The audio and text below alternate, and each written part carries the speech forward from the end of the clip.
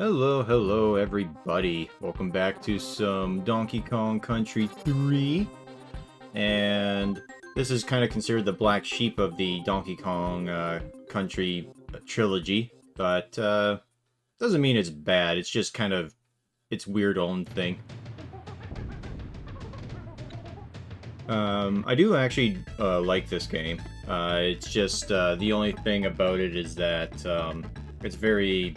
Like I said, it's odd. It's, the art direction for this is just kind of all over the place, is a way to put it.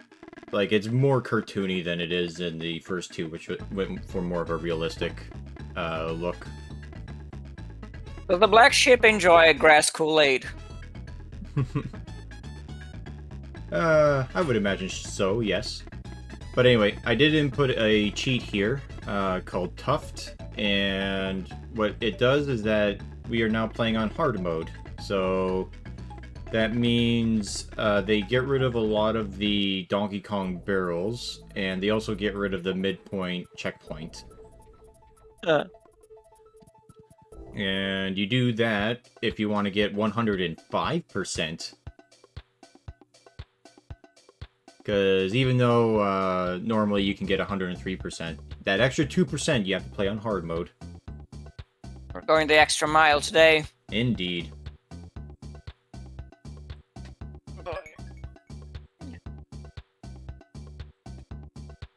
And what's very weird is that Wrinkly Kong has a Nintendo 64, and how we save our game is we save on it. Which is weird because this is a Super Nintendo game. I would imagine foreshadowing. I would imagine there's some hardware incompatibility problems there.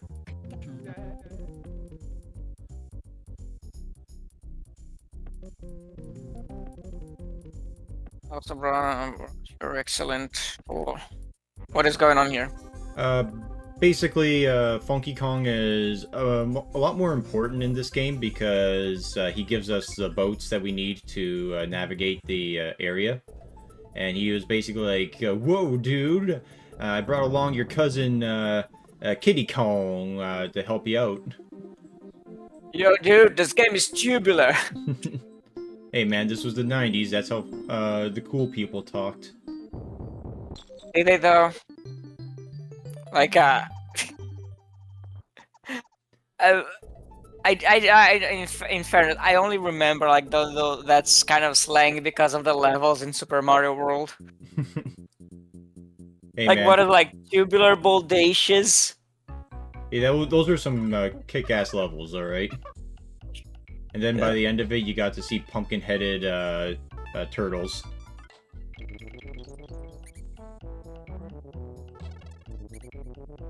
But yeah, you can kind of see what I'm talking about when I say that this game goes for more of a cartoony look, you know? Oh, it doesn't seem that different to me, to be honest. Oh, okay. I guess you're not paying attention to the new Kremling look.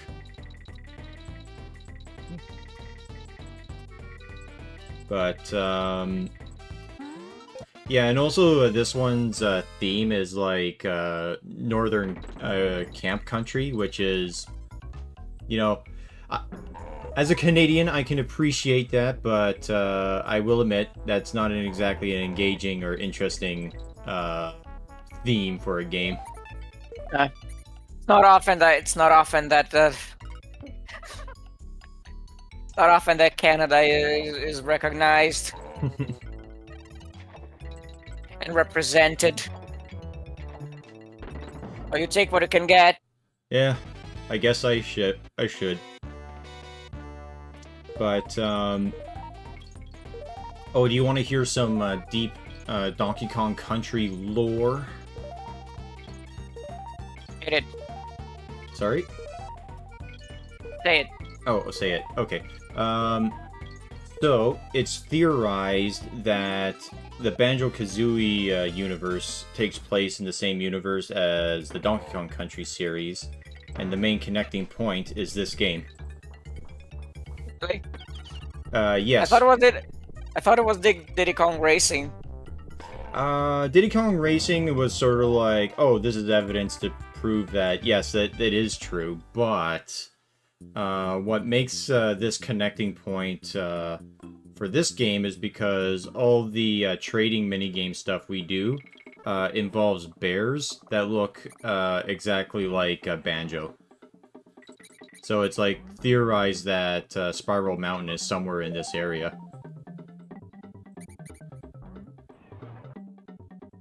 So there's your deep Donkey Kong lore for the day. It's not often that you hear Donkey Kong lore being described as deep.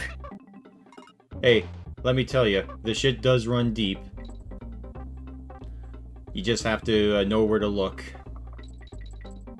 Why does it look like there's a shadow on Kiddy Kong? Like over his face. Over his face? Like it. Oh, yeah, it looks like he's constantly in the shadow. Oh, that's because he's not the main person you're controlling. You'll see when we swap over to Dixie's, a similar effect will happen.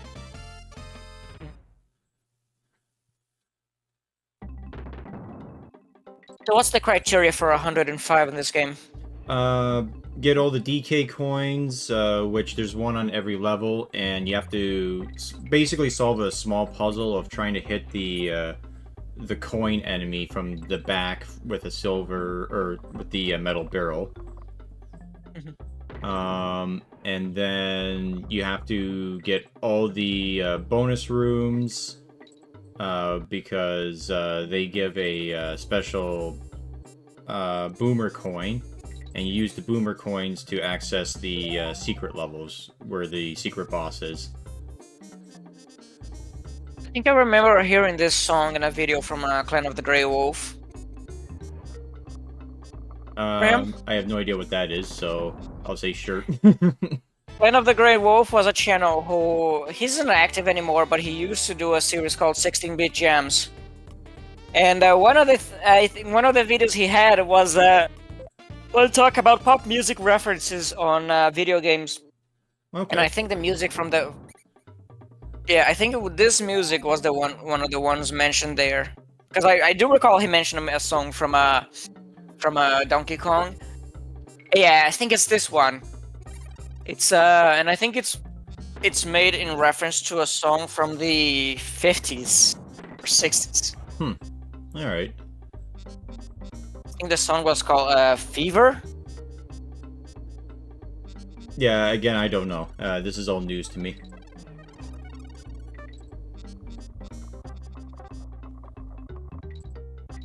And then we have to slowly descend down here, because there is a bonus room. Here we go. Or not the bonus room, it's the coin. Bonk.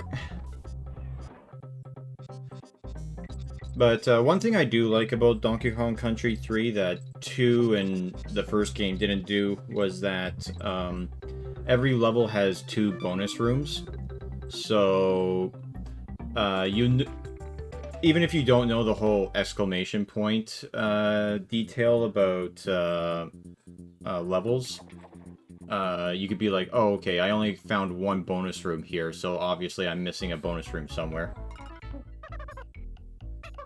Yeah, see, Kitty is now like in full color, and Dixie's now a little bit grayed.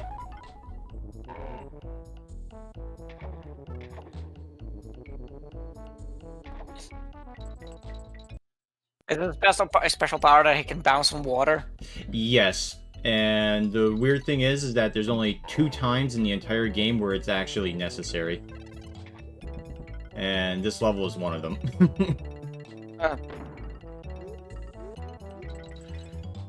My God. I will say that it is a fun power to be able to basically skip like a stone on water, but it's one of those you really gotta practice it, because it's surprisingly harder than it looks. Timing is kind of finicky. Yeah.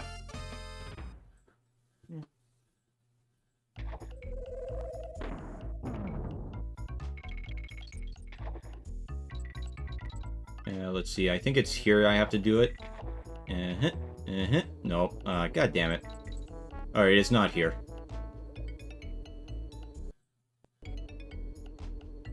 So what are you looking for here? There is a bonus room you have to do it. Like, the only 2 times you have to do it in this game is for a bonus room. But it's further up ahead. Or no, I think I might be mixing up my levels. It might be a different... Nope, it's this one. Huzzah. What happened to the sound? What do you mean what happened to the sound? Yeah, the sound cut off for me. It did? Yeah, the song just went silent. Oh, weird. I don't know, it might have been an issue with my recording setup. But you're hearing it now, right? Yeah. Okay. It might... Yeah, it probably might have just, the recording just skipped or something.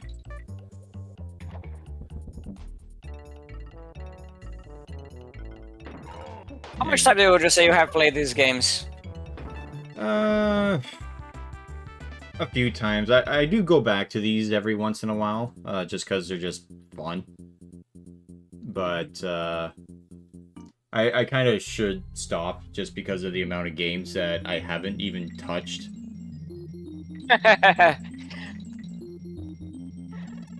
You know, looking at my Steam yeah, I library. remember this level.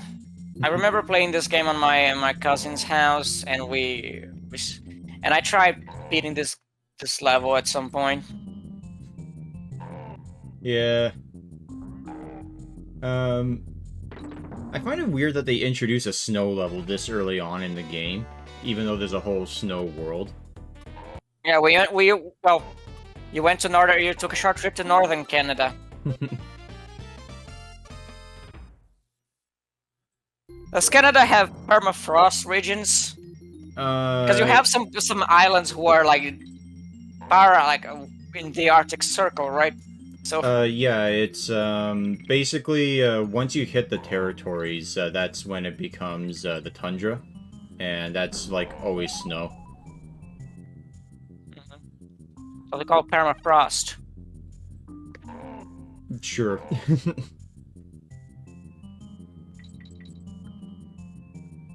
Yep, there we go. You can also use Kitty as kind of like a projectile as well. So if you throw him at enemies, he can bounce off of them. So I could have done that to get rid of the skiddas. Yeah, kids back in the day were just built different. Nowadays, you try to use children as projectiles, and people like start crying and calling for child protection services. I know. So annoying. Bring back the days when we gave kids rods of uranium to play with. Yeah. You know that was a thing, right? I know. Yeah, back in the, like, I think it was the 50s, they would, like, science kits were, like, a big thing, and they would actually give kids, like, a small piece of uranium to experiment with.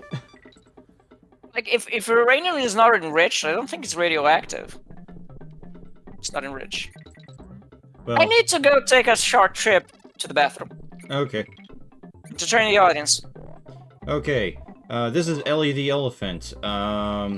She's not great, mostly because she's meant to replace Rambi the rhino, and that's very sad. I like Rambi. As much as I like elephants, though, Rambi the rhino is better. And the gimmick of this one is that if you look at the rats while they're in the light, Ellie gets scared and runs away. So you have to find ways to get around them when they're not in the light or what have you.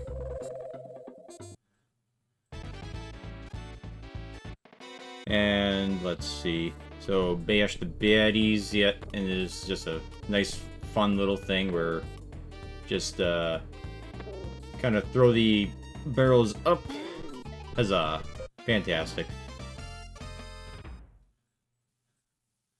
Hopefully Go comes back from his piss soon. It won't. Okay, sounds good. Anyway, you missed my explanation on Ellie the elephant. Boop. And now we're gonna have an explanation on Abby, the gorilla. Why would it be on a gorilla when we already have Donkey Kong? Did you not hear the name? Yeah, I did hear the name, but why do we need two gorillas? Especially since we already have another gorilla named Kitty Kong here. Well, he's not a gorilla, really. Yes, we he need is. two gorillas. We need two gorillas for the R-rated sex scene. It would be X-rated, thank you very much. Because that's how the rating system works in America.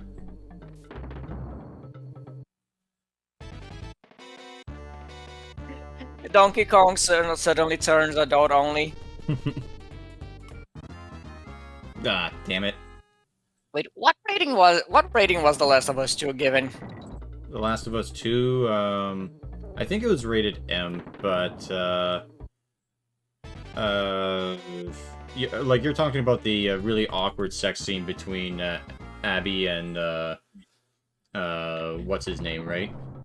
Yeah. I think what it was is, I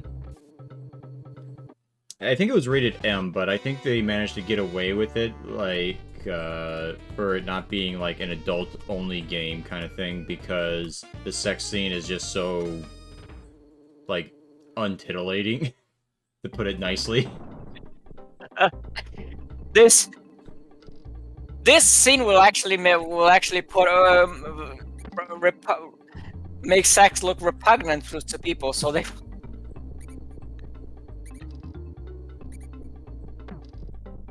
will repel people from sex. So Yeah. Kind of like that movie we saw, Lady of a Portrait on Fire. Lady of a Portrait on Fire, yes. Yeah, that one. That's A Portrait of a Lady on Fire. That was the movie. And my god, that was shit. oh boy. Like I said, sometimes the French just make movies because they wanna be applauded for being horny. I don't...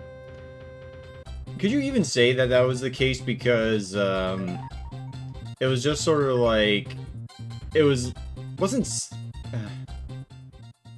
Like I said, it wasn't titillating at all, you know? But then again, the reason why we saw it for my school project was because it was to combat the idea of the male gaze. Which I could say, yeah, it did, if only because, like, it was fucking... I found it not sexual in the slightest. Yeah. Now that's the point. We're going from a French lesbian's perspective of what is hot. So I think I maintain my argument. Yeah, so armpit hair and abortions, got it. Yes.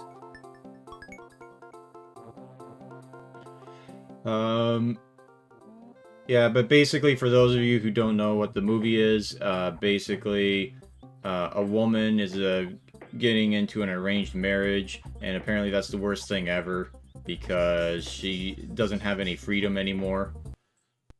And the whole movie is basically spent with the artist and the woman basically having lesbian sex with each other for like an hour and a half, even though they've only known each other for like less than 2 weeks. A week. Yeah. But apparently they were the most bonded soulmates in all of existence. Yeah, because like within a few days they know every detail about their mannerisms.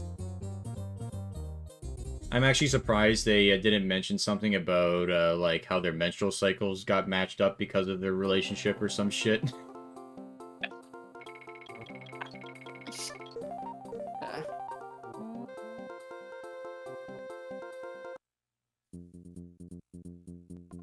They spend like a...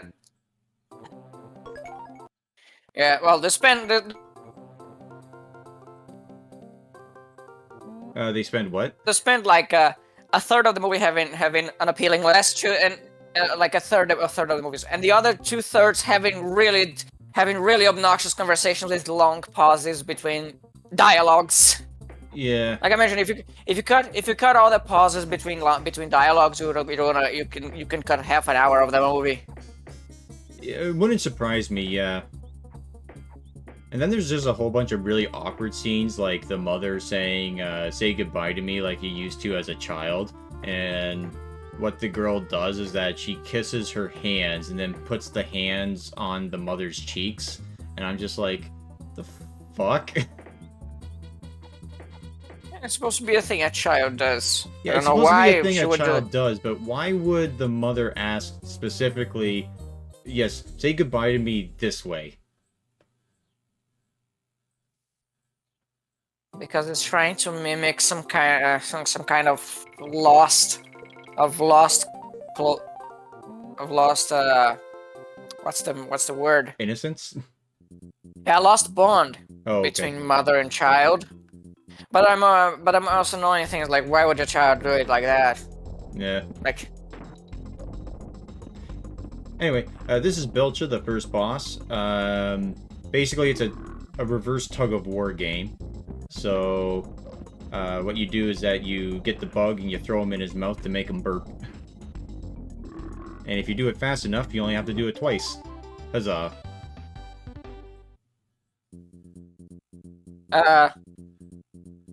this game's version of Crockmire. But I anyway. think that's. Hmm? I think that's the name. I don't recall. You've I- played. Hmm? You've played Super Metroid, right? No. Cringe. I'm not a fan of Metroid games, honestly. It's one of those things where it's like, you either have to 100% it or speedrun it, and I don't know the game well enough to speedrun it, and to 100% it, you have to basically hump every single pixel to find, to make sure you don't find, or you make sure you don't miss an energy power-up or something. Yeah. But anyway, so that's it for the first episode. I hope you guys enjoyed, and we'll see you all next time. Have a nice night. I'll chastise you off screen. All right.